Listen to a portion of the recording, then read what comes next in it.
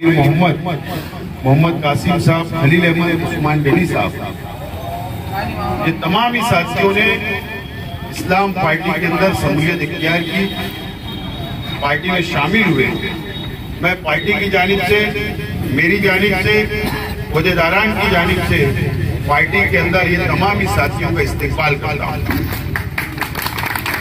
दोस्तों और साथियों, आज एक मुख्तसर ये इस्तेक़बालिया तकरीब हम लोगों ने रखी है। हमारा पहले ऐसा इरादा हुआ था कि 4 जुलाई को एक बड़ा प्रोग्राम में इन साथियों का इस्तेक़बाल किया जाए, लेकिन हुसैन अंसारी साहब और इमरान राशिद साहब से बात हुई, कहा कि बहुत वक्त हो जाएगा, हम चाहते हैं कि जल्द ये प्रोग्राम हो जाए ताकि हम लोगों को आपके साथ पार्टी के अंदर काम करने का मौका मिले। और मशवरा तय पाया और आज हम लोगों ने उनको पार्टी के अंदर शामिल किया। हुसैन अंसारी साहब, जहाँ फारूक कुरैशी साहब बैठे हैं,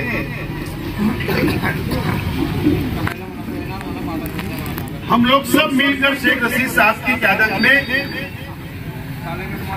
यूथ कांग्रेस के अंदर हम लोग काम किया करते,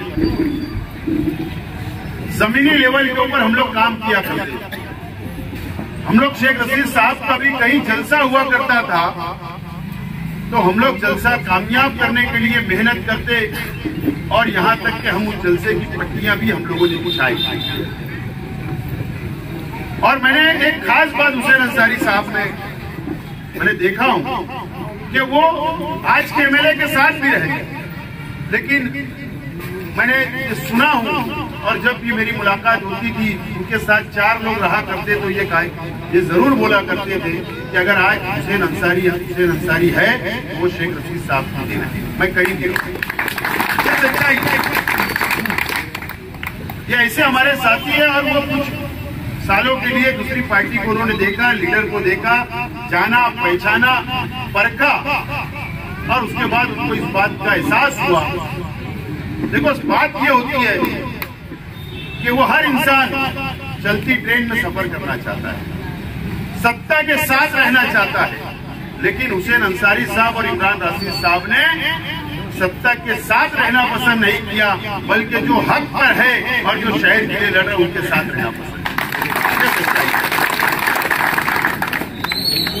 इमरान राशिद साहब को मैं दूसरी पार्टियों में देखा करता था, वो हमेशा मेरे मुखालिफ रहे, मुखालिफ बातें की, लेकिन उनको भी इस बात का एहसास हुआ कि आज वक्त की जरूरत, आज शहर को बहुत जरूरत है शेख आसिफ जैसे लोगों को, हमारे साथियों। इमरान राशिद साहब ने फैसला किया, कोई डिमांड नहीं, ये दोनों साथियों ने कोई शर्त नहीं रखी, बिना शर्त कि हमारे साथ आज जाकर खड़े हो गए। और इमरान राशिद साहब एक काबिल नौजवान है, और वो मुझे जरूर उम्मीद है कि वो पार्टी को भी फायदा पहुंचाएंगे और शहर के विकास के अंदर जरूर हाथ बैठाने का काम करेंगे, मजबूत करेंगे। दोस्तों और साथियों, आज यहाँ पर हमारे मीडिया के भी साथ, आज हमारा शहर ये मस्जिद और मीनारों का शहर आज किस हालत से गुजर रहा था, आप महसूस करो, शहर महसूस कर रहा है। अतीक मुकादम साहब और कलीम मुकादम साहब और मेरे बड़ी करीबी दोस्त मोहम्मद कासिम चमड़े वाले साहब, खलील भाई और जितने सारे साथी आज मेरे साथ आए हैं, मैं यकीन दिलाता हूँ उनको कि मैं आसिफ शेख साहब के साथ आया हूँ, शेख रशीद साहब के साथ तो बहुत सोच समझ करके आया हूँ। इंशाल्लाह शेख आसिफ साहब मुझको निराश नहीं करेंगे और मैं आप लोग को निराश नहीं करूँ इंशाल्लाह। बोलना तो बहुत कुछ है, लेकिन आज हालात नहीं है और मौका नहीं है शायद। मैं पार्टी क्यों छोड़ा, बस वो 2 लफ्ज़ बोल करके मैं अपनी बात इंशाल्लाह खत्म करूंगा। अगर एसआईटी का मामला असेंबली इलेक्शन से पहले आ जाए और जो हालात आज शहर में हैं, हमारी माँ बहनें 6 महीने से जेल के अंदर है, और अगर ये असेंबली से पहले हो जाता तो शायद कभी मैं आज के एमएलए के साथ नहीं था। जो उनके अंदर कमजोरी है, जो उनकी आदतें हैं, उससे तो मैं वाकिफ था, लेकिन इतने ज्यादा वो बुज़दिल हो गए, मैंने कभी सोचा नहीं था कि जब हमारी माँ बहनों की बात की आएगी तो वो बाहर नहीं आएंगे। जब आज 6 महीने से आज हमारे घर का अगर एक आदमी जेल में होता है, पूरी खानदान की नींद साहब हराम हो जाती है। आज हमारे शहर की माँ बहनें जो है 6-6 महीने से वो आदमी के एक भी ऐसे पल का एहसास नहीं है कि उनकी फैमिली या उनके खानदान वालों के ऊपर क्या गुजर रही होगी। जब मैंने 6 महीने में ये हालात देखे, हालात तो मैं तुरंत ही देख रहा था। जब पहली बार ग्रेस सुमैया मालेगांव आ रहे थे तो मैंने आज के एमएलए को बोला कि मुफ्ती साहब वो कोई पद अधिकारी नहीं है, वो एक आम आदमी है, अपन गेट पर खड़े रहेंगे और उसको बोलेंगे कि तू कैसे पेपर चेक करने के लिए आया है। तो उनके साथ एक पेंडुल रहता, पेंडुल इतना ही बड़ा है वो बोलता है कि 1,09,000 वोट तो बोले उनको भी मिली ना। तो मैं बोला भैया जीत के तो अपन आए ना, जिम्मेदारी किसकी है, अपनी है क्या उनकी है। लेकिन वो कम बुज़दिल है, उनके आसपास के लोग उनको और ज्यादा बुज़दिल बना देंगे। 2 लफ्ज़ बोल करके मैं अपनी बात खत्म करूंगा। SIT का मामला हुआ, जिस तरीके से आसिफ शेख साहब ने पूरे शहर में जो लोगों की मदद की, जबकि इनका कोई राइट नहीं था। ये चाहते तो छोड़ देते, अक्सर लोग इलेक्शन हारते ना भैया, 2-2 साल दिखते उठते नहीं है ना। लेकिन आसिफ साहब ने अगले ही 8-10 दिन से वापस अपने लोगों में आ गए और जो शहर के लिए वो काम करते, उनका जो मिजाज है, उनके वालिद साहब और मेरे उस्ताद शेख रशीद साहब ने जो हमको सिखाया है, बिल्कुल उसके वही रास्ते पे वो चले। जब मैंने हालात देखा, जैसे घर में बाप नहीं होता तो पूरा घर यतीम लगता है। शहर में अगर कमजोर एमएलए है तो पूरा शहर यतीम है। यतीम के जैसा ये शहर हो गया है। पूरे शहर की उम्मीदें जो है वो शेख आसिफ साहब की तरफ लगी हुई है। सारे लोग की नजरें जो है शेख आसिफ साहब की तरफ देख रही है और कहीं ना कहीं अल्लाह के फजल और करम से वो हर एक कोशिश कर रहे हैं जो वो कर सकते। और मैं समझता अल्लाह की तरफ से कोई बात होगी, 162 वोट कोई मायने नहीं रखती। शहर के लोग तो हारे हुए आमदार के साथ वैसी संख्या नहीं है जैसी हारने के बाद शेख आसिफ साहब के साथ लोग जुटे हुए हैं। ये कोई मैं बनावटी बात नहीं बोल रहा हूँ, ये पूरे शहर के लोग देखते हैं।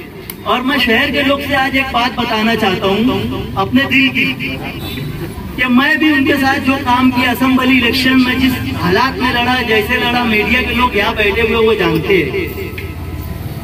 मुझे नहीं मालूम था कि इतनी जल्दी ऐसे हालात बन जाएंगे, वो आदमी इतनी जल्दी हथियार डाल देगा। अच्छा, सामना करने से पहले हथियार डाल देगा। लेकिन शहर के लोग को मैं अपनी 2 बात बोल करके अपनी बात खत्म करता हूँ कि शहर के लोग, उनसे कोई उम्मीद मत रखना। उम्मीद उससे रखी जाती है जो कोई कोशिश करता है। ये आदमी कोशिश भी नहीं करता है। 2 जुमला मैं बोलूंगा ऐसा कि आदमी सबसे पहले अपनी फैमिली के बारे में सोचता, अपने पड़ोस के बारे में सोचता, अपने मोहल्ले के बारे में सोचता, बाद में अपने शहर के बारे में सोचता। लेकिन आज के जो हमारे एमएलए ये इतने नाकारा है कि इन्होंने अपने राजकारण के लिए, अपनी सियासत के लिए 2007 से इन्होंने अपनी बहन का इस्तेमाल किया। निकाह नहीं हुआ, ये शरीयत की बात करते, ये इस्लाम की बात करते। शुरुआत कहाँ से होती? हमेशा शेख रशीद साहब एक बात बोला करते थे, इस्लाह करना है तो अपने घर से करो। और जो लोग उनके साथ जुड़े हुए तो ये बात को जानते हैं। जो आदमी ने अपनी बहन का निकाह नहीं किया कि आगे अगर कोई शोहर कैसा मिलकर इसको कैसा नहीं, मेरा प्रचार कौन करेगा, अपने प्रचार के लिए उन्होंने अपनी बहन का इस्तेमाल किया। जो आदमी अपने घर के लिए कुछ नहीं कर सकता, जो आदमी अपने भाइयों के लिए नहीं कुछ कर सकता, जो आदमी अपने बच्चों के लिए कुछ नहीं कर सकता, उससे फिर शहर के लिए उम्मीद लगाना क्या बात है, आप लोग समझ सकते हैं। उनसे कोई उम्मीद नहीं लगाना है आज के एमएलए से। उल्टा अगर लोग बोलते ना जान दे, वोट ले दिए, छोड़ दो, कोई जरूरत नहीं है छोड़ने की। अगर हमारे यहाँ एक आदमी होता है उसको कोई जवाबदारी नहीं देते, जवाबदारी देते अगर वो निभाता नहीं साहब तो उसको लोग पकड़ते ना। आज अगर कच्चे एरियो में तकलीफ है, कच्चे एरिया के लोग जाओ और उनके घर का घेराव करो। उनकी बाजू वाली गली का साहब काम चालू था, बाजू वाली गली के लोग आगे 3 घंटे बैठे घर के सामने। पूरे शहर की बात तो जान दो। और कुछ लोग तो गालियां दे करके गए। इससे ज्यादा खराब बात हो नहीं सकती। उनकी जगह अगर कोई होता तो उसी दिन इस्तीफा दे देगा। बोलना बहुत कुछ है, आगे इलेक्शन डिक्लेयर होएगा, बड़े मन से लगेंगे, आसिफ साहब के मशवरे से इंशाअल्लाह फिर आगे और बातें होंगी। अस्सलाम वालेकुम। बात को समझने के बाद वो अपना कोई पुख्ता फैसला करता है। शायर ने कहा कि करीब आओ तो शायद हमें समझ लोगे, ये फासले तो गलत फहमियां बढ़ाते हैं।